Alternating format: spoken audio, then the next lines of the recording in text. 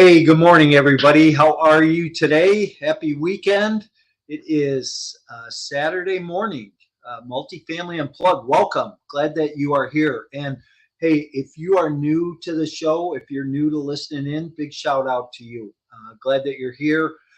Hope that you will gain a lot. I know today's conversation will be interesting, to say the least, and probably will give you some different insights on things. But here's my question for you this morning before we get started is what are you working on? What are you working on right now in your life, business wise, personal wise? What is are you bringing to the forefront? Are you maybe trying to close a multifamily deal? Are you raising capital? Are you building new relationships? What are you doing? Are you educating yourself some more? One of the things I've been talking about over the last week a lot is that education is only part of it, getting the education, but the accountability and taking action. Who's holding you accountable? Are you progressing? Here we are halfway through the year, over halfway through the year. Are you on track to hit your goals? Are you ahead of your goals? Are you behind? What do you need to do? Well, if I can answer any questions or help, don't hesitate to reach out. You can find me on social media, anywhere you hang out. Like us, love us, subscribe, follow us, whatever you like to do. We're always bringing great content. If you're on YouTube this morning, smash that subscribe button, help out, and continue to be in front of good content. And if you're on Facebook, join our Facebook community at Multifamily Unplugged. And you'll always be kept abreast of new stuff, new information coming out, new courses that maybe I've recorded coming out, new guests going to be on in our live events that we do in Chicago. So glad you're here. If you grab your coffee, buckle up because you're in for a ride this morning. I have a good friend of mine on, Michelle Kimbrough from Montana. We're going to try and figure out where Montana is this morning, but she's with Polaris Investments, and we're going to talk about how do you vet a sponsor, somebody that you're going to invest passively with? How do you check them out, and a business partner? And that's probably the bigger conversation this morning is how do we evaluate people we're going to go into business with? Let's bring Michelle in. Hey, good morning. Hey, how you doing? Thank you so much for having me on. Hey, thanks for coming back. Must have been all right the last time, huh? Yeah. So where is Montana? It's in a secret location I in think the so. United States, and we get a ton of snow, and it gets 30 below, and it's just awful here. And you still have snow on the ground today? No. That's good. Well, I'm up by Glacier National Park, and so there is some snow still up there. Yeah. They cleared the roads at the end of June, and I think somewhere around June 30th or so, they finally opened going to the Sun Road, which is the road that goes all the way through the park. So the snowpack stays for a minute. Yeah, I guess. Hey, so Glacier National Park, do they still have glaciers there? Yes, they do. They Really? do. Yeah, Is there's it, like 3 or 4. so really, it's that's an area of the country I've really never been to. I've been over to Seattle, in Washington, and but I've never been to Montana or up in that area. So interesting. I'll have to come check it out. Yes, please come. It's beautiful, and there's a reason why John Steinbeck in his book Travels with Charlie said that Montana was purely God's country, and out of all the states that he traveled, this is the one that had his heart, for sure. You've only been there a few years, right? You haven't been there Correct. real long. Where'd you move from? I'm embarrassed to say, but California. Southern California, right? Yes. Yeah, from the valley. Yes, I'm a California refugee. So from the beach to the snow, how'd you put that together? Well, it took several months of my dad and I, because I moved with my parents, putting criteria together of the things that we wanted. And we went through all of the states with our criteria, and we whittled it down to Idaho and Montana and Wyoming.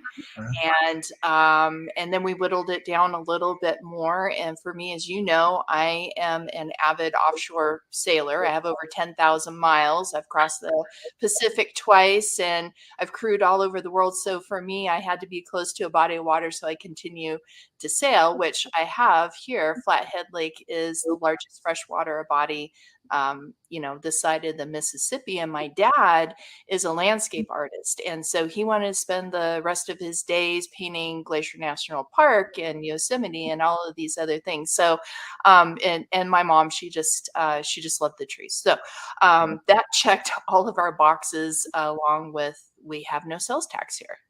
Huh? I love that. No sales tax. Yes. Yes. So And I went from paying, 56, 57% income tax between federal and the state of California, which was almost 17% personal income tax, to literally like hardly anything, because I think the personal income tax here is, I don't know, very low, like 6%. So it was huge. cool. Good for you. Hey, so Michelle, I always start my show. I ask one question of all my guests, and I always say I'm going to write a book on this, right? But in one word, what best describes you personally and professionally? Resilient. Okay. And my dad, he always says, he goes, "You have 9+ lives as a human and as a cat," because he's seen me go through so many things in my life, both, personally and professionally. And he says, "You are the strongest person next to Donald Trump that I know, and you always land right side up on your feet." And I've escaped death 4 times. And I think, my faith, there's a reason why I'm here. And, I wrestle with God every day trying to figure out what it is, but I am here for a purpose, and, to help educate and help people learn whatever space that it is. I'm a serial entrepreneur, so I've got a lot of information and a lot of stuff to sell, share with people. I'm also my parents' caregiver, so I've got a lot to share about that. So maybe that's why I'm here. But resilient. Yeah, I love that. I love that wrestling with God. So Yeah. I think until people get to a place in their life where they get wrecked by God, it doesn't make a lot of sense. So obviously, you've been down that road. So Yep. Yep. As a matter of fact, yesterday I went an 8-mile hike in the middle of the wilderness with all of the bears and tigers and all that other stuff. And I was literally yelling at God as I was going on my hike. I don't know if there was anybody else around. They probably thought I was crazy, but I don't care. That's just how our yeah. conversation went yesterday. Hey, so when you're out on those hikes like that, do you actually come across bear and moose and? Yesterday I did not. I did see some bear scat, but it looked like it was kind of old. But when we've been up to Glacier, we've seen grizzlies eating in a berry patch. And I took my dad fishing one time, and there was a black bear that crossed the road. And there's a big herd of elk not too far from here. I've got deer and wild turkeys on my property every day. So yes, we do see a lot of wildlife here. Yeah, that's Yeah, cool. it's awesome. Yeah, I bet that's interesting. So Yeah, much better than the concrete, buildings that I'm used to from California. yeah, yeah. Hey, let's dive in. So a couple things we're going to talk about this morning are how do we vet a business partner? Maybe a team member, somebody we're working with, and same thing for sponsors. How do we, if I'm a passive investor and going to invest in an opportunity that you have, whether it be in the energy space or real estate space, whatever, how do I vet that sponsor out? How do I make sure that my capital is going to be safe and that nothing's going to happen? Yeah, and I think this is such an important topic, because what I have seen over the last couple years is people just blindly, just throwing money, at projects or people. They don't know the people, they don't understand the project. And that's kind of scary. And as we move into this new economic environment, I think even more so people need to, really delve into due diligence, not only on the project, because a lot of times that's what we all hear about mostly is you do your due diligence on the project, whatever it is, single family home, multifamily, industrial, whatever, do your due diligence on the project. But we oftentimes we leave out, the person that we're going to be, investing with. And then on the operational side, we leave out, well, who are we partnering with? And so I think it's really important that we do that. And there's a lot that can be learned from it. It's not going to be 100% bulletproof, because it's kind of like when you're dating somebody. I have the 6-week rule, right? Everybody's on their best behavior for 6 weeks. Well, when, the doo-doo hits the fan is when you really discover who those people are and their real character comes out. And so you're not going to catch it all, but I think not jumping into something and taking the time and learning and studying the person, just like you would when you're learning about multifamily. You would do the same thing about your sponsor, and you do the same thing with the person that you're going to be getting into business with, regardless if it's investing, it could be starting up a restaurant, it could be starting up a clothing company, whatever it is. You need to understand who that person really is, because like I said, when the rubber meets the pavement, you need to know who you're working with, and I only want 8 people in my corner. I want the people that, if we're going to go to war, are going to stand by my side and not unravel and, go off and do their own thing. So I think it's important. So that's a really good point, because I like what you said. If we're going to go to war, I want somebody who's going to stand by my side. So, I think, when things get really tough is when you really find the true character of people, and my story. And, I had a partner who I was friends with. We were friends for 25 years. He had lost his job, came to work for me. I taught him how to do real estate. He made a boatload of money selling real estate, and then we went in the apartment business, and he turned his back on me. So we were friends, we did things together, our families vacationed together, we hung out, and then all of a sudden, when things got really tough and he turned his back. I don't know that you ever see that coming from somebody. Yeah, I think, like in that situation, being friends with somebody, that's a different relationship. It's not a business relationship, right? And so the 20-year friendship was something completely different. But I think, business and especially money changes people. Hmm. And, when you're in business, you become very vulnerable. Like I said, I'm a serial entrepreneur and I have walked some walks. And I always tell people, I just did a post not too long ago about the unsexy side of business, because it's not all puppy dogs and ice cream and rainbow and, oh, you're so lucky you get to own your own business. Luck has nothing to do with it. And there are a lot of things that you walk through. And so, it's great if you have somebody that's a friend and you want to go into business, kind of like in high school. Oh, let's start a band. You remember that? Everybody wanted to start a band. Yeah, I was in one. Yeah, everybody wants to start a band. So, that relationship is different. And, again, I don't think even if you do all of your due diligence and then some, that you're going to catch those things, because it's under pressure where you see people. But, there are some steps and things that you can do.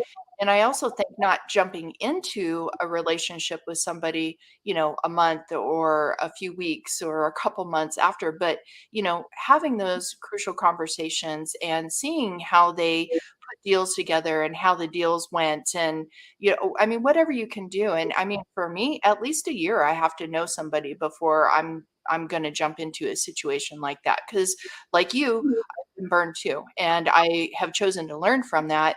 And, I don't want to be from reaction, and excitement of, yeah, let's go start a band. And then all of a sudden you find out, oh, you really can't play the guitar, or you know what, you can't sing at all. You're off key, So, yeah, but I do think that there are steps and things that you can do, and get in the business of studying people and Yeah. asking questions. It's funny. I did a deal a couple years ago with a couple of partners, and two of us looked at each other and said, we really have no interest in doing anything with our third partner again. Just because the change in values and who they became. I love your 6 week rule, right? And just kind of decided to go do something else. But that other partner and I have continued to have conversations and develop a deeper relationship, and really get to know each other more. And we lean on each other, and we can work well. We work well together. She knows my strengths. I know her strengths. And she asks for stuff. I ask for stuff, and it clicks. It works, right? Um, and and I think there's. So let me ask you this: what about values? What if you're going to look for a partner today, somebody to do business with? What values do you want to see in that individual? Yeah, that's a great question. So for me, what is their moral compass, right? So for me, I'm a God-fearing patriot. God comes first before anything. Um, I believe in the Constitution, and I will stand on the Constitution. I know that may be not popular today, but I do believe in the Constitution. So I think those two things are important to me. But then also, I look at things like their character.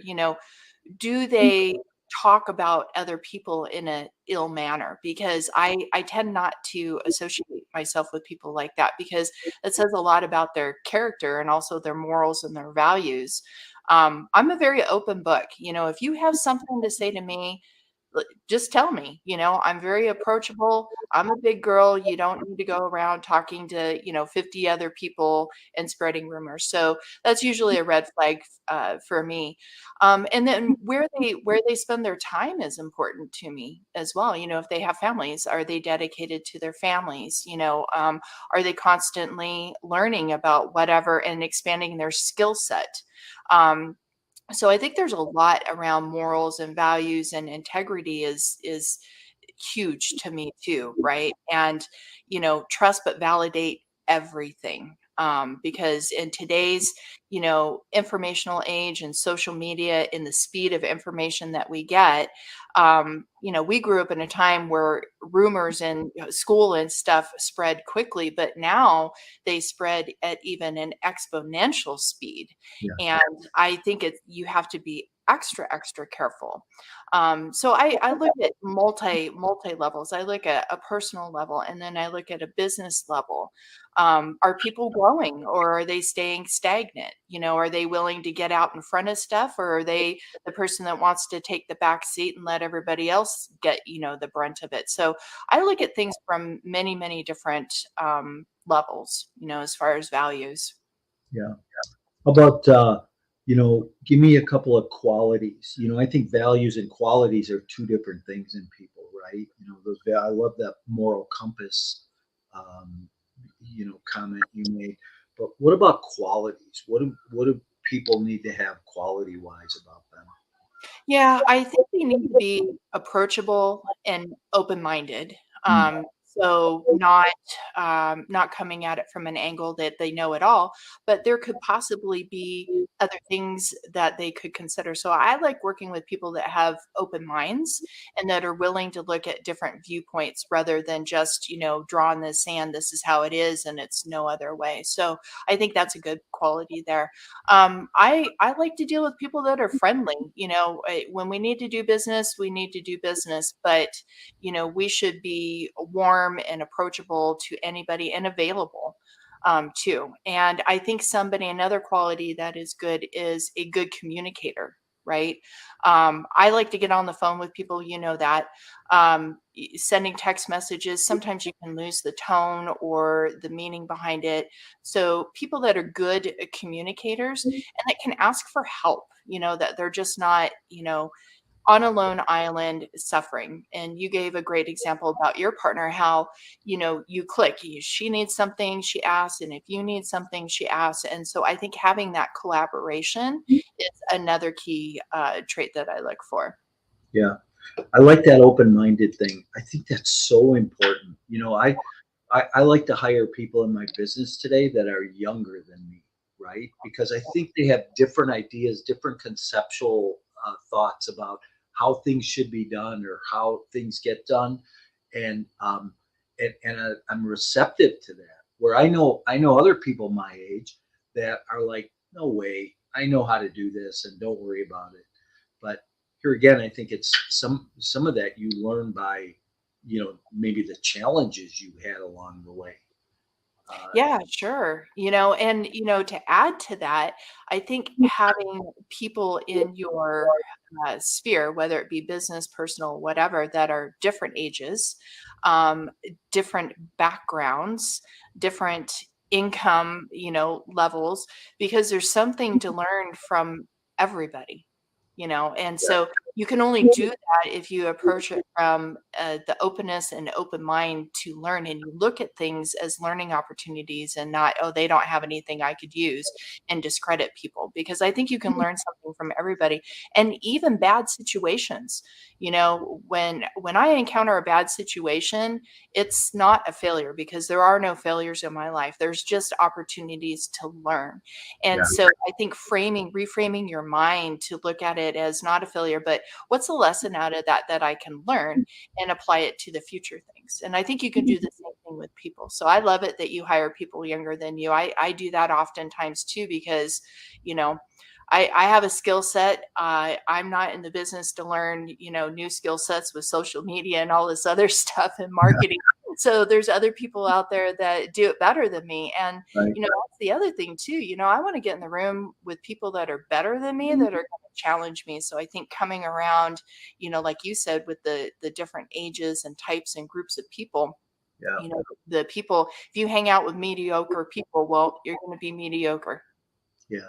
It's like my VA Rain. I mean, she just, yeah, sometimes I just say, hey, handle it, just do it. Because I might not know how to do it, but I try and figure it out. But you know, she's got a handle on you know things that people want to see or want to hear, or and can structure things right. So it's helpful, right, when it comes to marketing and that. So it's cool. But it's like you and I. You and I met on LinkedIn probably a year and a half ago now, Yeah, and about we, that. Yeah. and we've continued to get to know each other. We've continued to have conversations. We've shared podcast space, and we're probably fixing to do some business together here at some point. So Yeah. I think that again, it's that developing a relationship.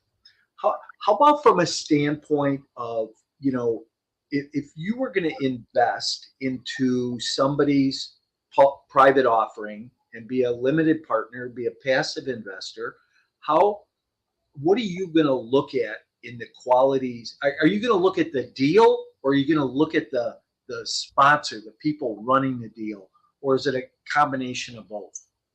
Well, that's a great question. I'm going to do both, right? Because I think as an investor, you can trust the sponsor that's putting the deal together, but it's kind of like the leader that doesn't know the business. Everybody else is doing it. So I think there's a lot of value in learning the deal, working the numbers, making sure that they pencil out and that you understand it. Because again, I've seen a lot of people throw money at stuff and they don't even know what they're throwing money at. Hopium. I don't, can we talk about Bitcoin here?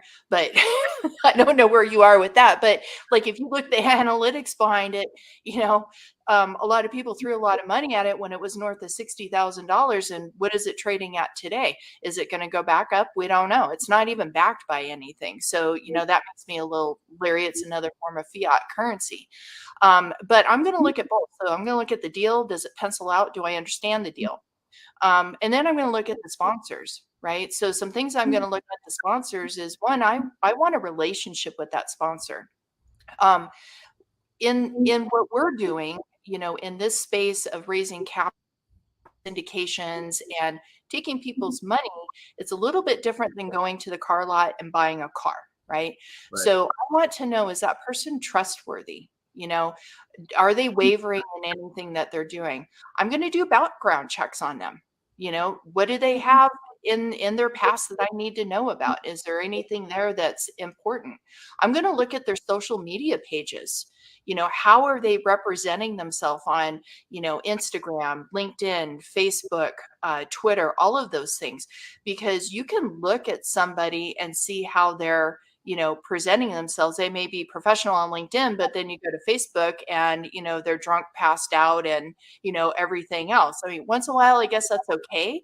But, if you see trends, I look for trends, and that's, probably my analytical brain, but looking for those trends, right? And then I'm going to want to know what is the value of the deal? What am I getting? What are they getting? I want to understand both structure. And if anything is hidden, then, that might be a cue that maybe that's not the person for me.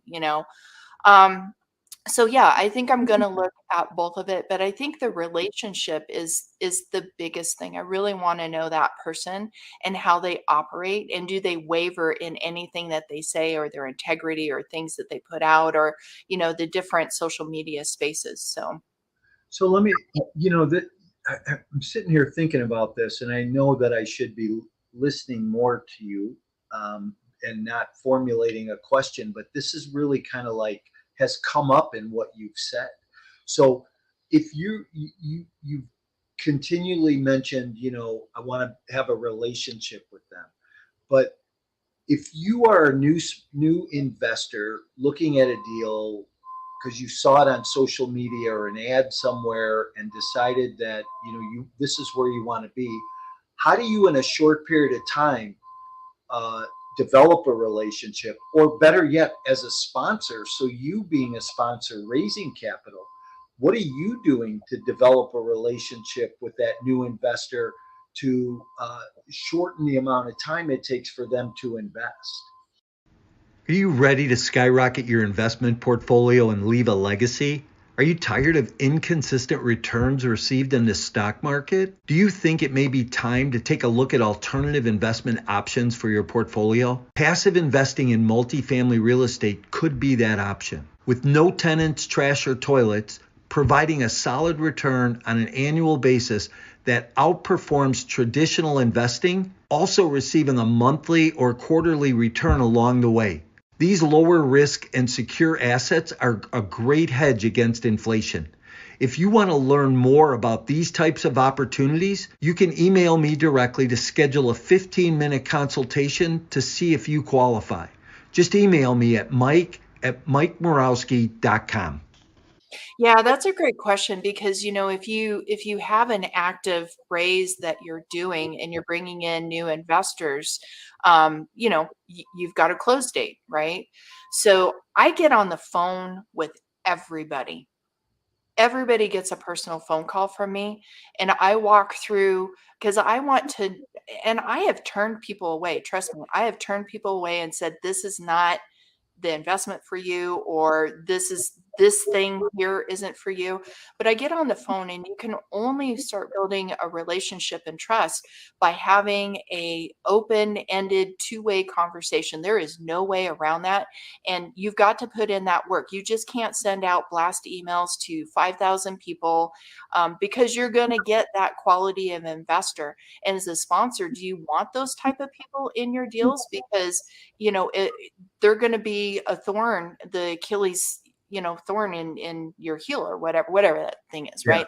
But for me, when I'm having that conversation, I'm walking through, what are their goals? What are their understanding of investment? What things have they done? What does due diligence look like for them? And I'm an open book. I give everybody everything, and I've even had some investors do background checks on me. I'm totally okay with that. I have nothing to hide. But I think the only way that you can do that is by getting on the phone and having quality conversations with them. And sometimes I'm 2 or 3 conversations, before they feel comfortable. And I tell everybody, this has to be a good fit for you and it has to be a good fit for me. And if you don't understand anything, then we need to seek to get to that ground of understanding, because I need to sleep at night. I tell everybody that I need to sleep at night. Yeah. I need to know you're okay. You understand, you've done your due diligence. If there's something or some sort of help or information you need from me, I will go get it. But I think the only way that you can do that in a short period of time is getting on the phone. And I see a lot of, syndicators and people that are raising capital. They're just sending out blast emails, to their mailing list or doing social media. I've got this deal. I've got this deal. And I don't know, a lot of people don't get on the phone. And I only know that from talking to all the investors that I have and Yeah. other sponsors, and then getting in on, deals, potential deals. And it's nobody ever gets on the phone with me. They just send me stuff from their email list. Well, I that's funny you say that. Yeah. That's funny you say that because I try calling people and I'm always calling people. So, I have a couple lead magnets and somebody can go download an ebook or go to a generic webinar or, do that. And I collect phone numbers and names and email addresses, but you call people and they don't answer the phone to me. And Yeah. I'm to a point now where I'll call somebody, I leave a voicemail, I send them an email, and I do a video text right now because I want, hey, listen, I just thought I'd drop by right now just to tell you what we're doing and see if we can get on the phone and talk about it a little bit. Yeah. Well, my investor onboarding process is, if they don't get on the phone with me, they don't move past it, period. Yeah. So, because, whether you're doing a 506B or a 506C, I don't care. I want that conversation documented well. And I have a checklist of everything that I go down, and I document all of that. And then if it's a good fit, well, and if we're doing a 506C, well, then I'll send them to a third party, accreditation process. And then after that is when they move forward. So if they're not even willing to get on the phone with me, they're probably not a good fit for me, because I need to vet them as much as they should be vetting me. I was just going to ask you that. You sound to me like you would have no problem telling an investor you're not a good fit. And because I know in my past, I've told investors, I'll say, hey, I don't think this is right for you. I don't think we're a good fit. And, people go like, what? And, Mhm. but I don't want to take somebody's money that I might have problems with later, because in this space, you are held at such a high level of transparency and, people need to know everything. So I love that you brought that up. That was awesome. Yeah, it's just so important. And like I said, I'm not in it to take people's money just to take their money. I can't sleep at night. So I have a process for vetting people. And that first process is getting them on the phone and having the conversation. And then it's moving them through the accreditation process. And Yeah. then if they're willing to put the work in on their side and it's a good fit, after the call, well, then we can move into, getting them in queue for, the PPM documents or business plan or whatever. But nobody gets anything from me until they've been on the phone.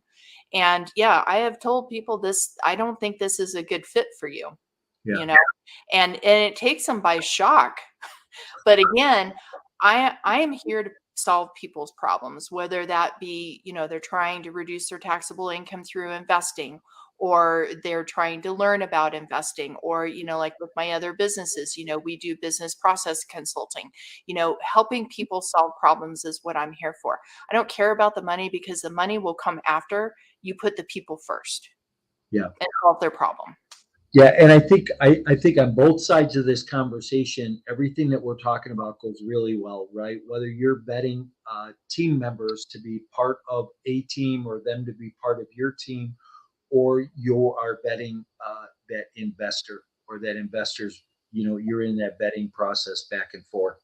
Um, I Yeah. think that they have to good character, good qualities, deep values, deep-seated values, and just be, there's a level of risk we all have to take at some point. It's kind of funny because I was looking the other day and I was thinking, man, when I had my old company, I had probably 7 people working for me that did all these job functions that today I have a team with 4 or 5 people that do those same job functions, but we all eat what we kill, right? Back then you paid everybody, but now everybody has more of a uh, vetted interest, so to say. Yeah. So, Yeah. what are you working on these days?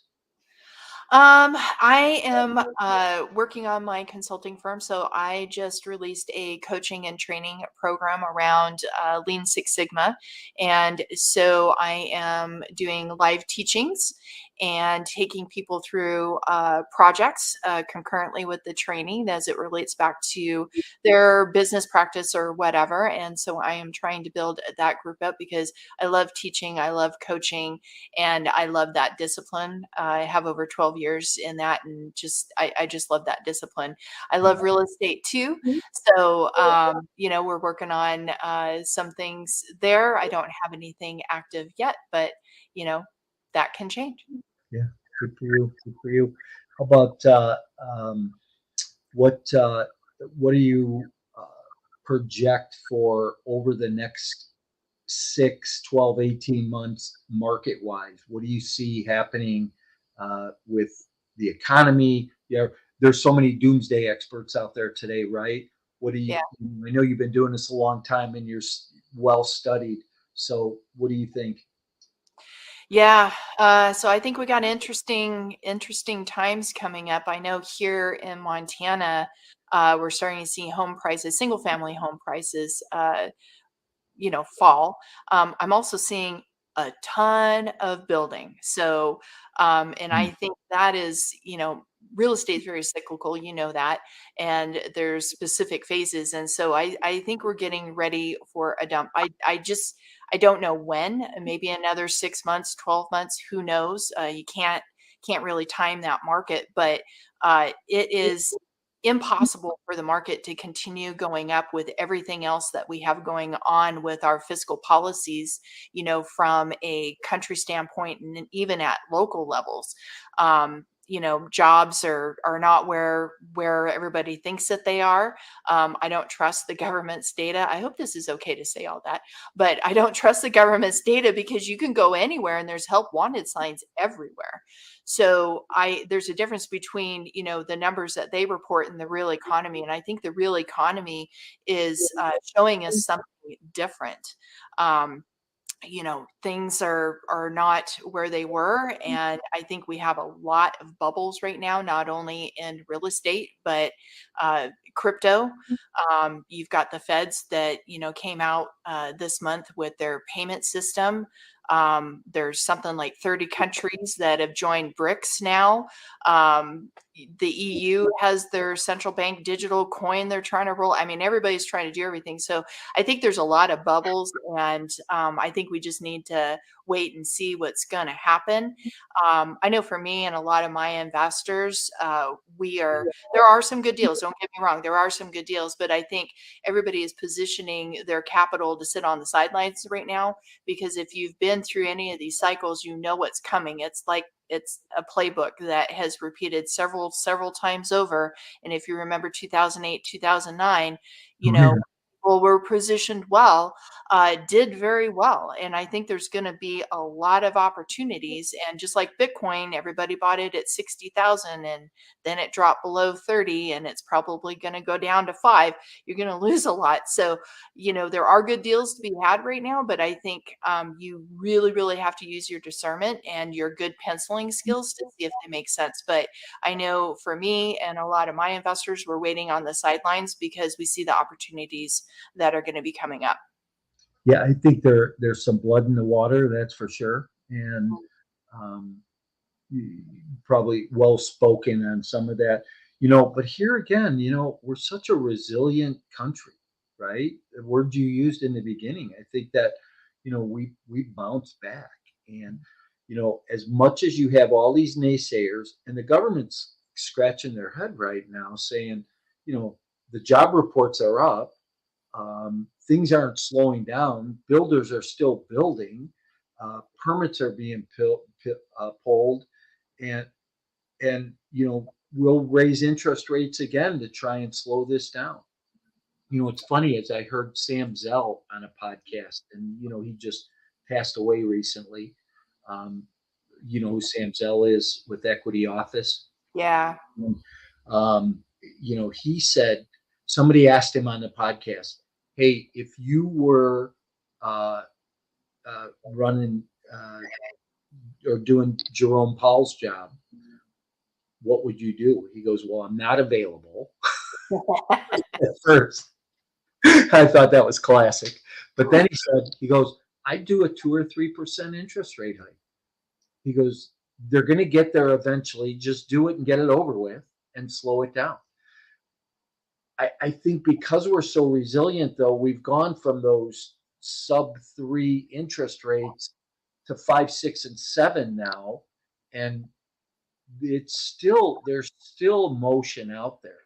So, it's just interesting where we're at right now. I don't know if anybody's got a good story around it.